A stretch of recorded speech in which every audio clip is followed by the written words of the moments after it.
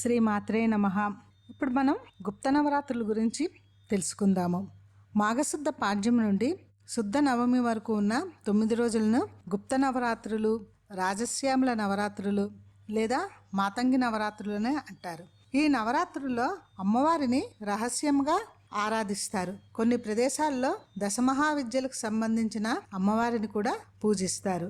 ఈ మాతంగి దేవి దశమహావిద్యల్లో 9వ విద్య. అయితే ఈ మాతంగి దేవి అవతరణ ఎలా జరిగిందంటే, ఒకానొకప్పుడు శివుడు, పార్వతి, లక్ష్మీదేవి, విష్ణువు వీరు ఆహారాన్ని తీసుకుంటున్నప్పుడు కింద పడిన ఆహారం నుంచి ఒక అమ్మాయి పుట్టింది. ఈమెనే మాతంగి దేవి అని అంటారు. కింద పడిన ఆహారం నుంచి పుట్టింది కాబట్టి ఈమెని ఉచ్చిష్ట మాతంగి అని కూడా అంటారు. ఇంకో కథ ప్రకారము మాతంగ మహాముని సరస్వతీదేవి కోసం తపస్సు చేసి ఆమెను కూతురుగా పొందాడు కాబట్టి ఆమెను మాతంగి అని అంటారు. ఈ మాతంగి దేవిని రాజశ్యామల అని పిలుస్తారు.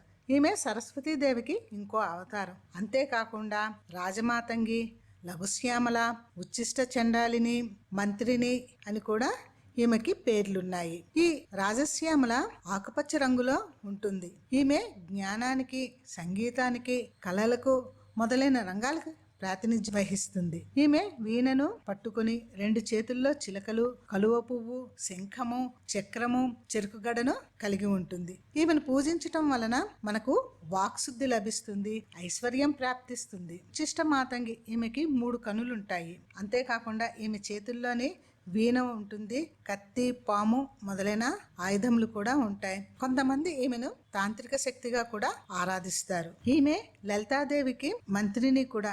అంటే లలితాదేవి కుడి పక్కన ఈమె ఉంటుంది.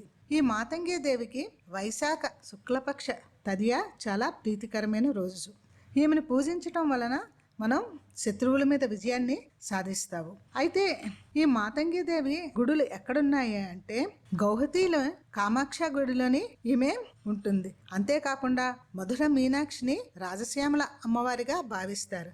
అక్కడ అమ్మవారిని ముందు పూజించిన తర్వాత శివుడిని పూజిస్తారు. ఇది శివుడు అమ్మవారికి ఇచ్చిన వరము. కాళిదాస్ చే వ్రాయబడిన శ్యామలా దండకంలో కూడా ఈ మాతంగి దేవి ప్రస్తావన ఉంది. ఈ గుప్త నవరాత్రుల్లోని ఈ మాతంగి అమ్మవారిని పూజించడం వలన మనకి వాక్శుద్ధి, ఐశ్వర్య ప్రాప్తి లభిస్తాయి.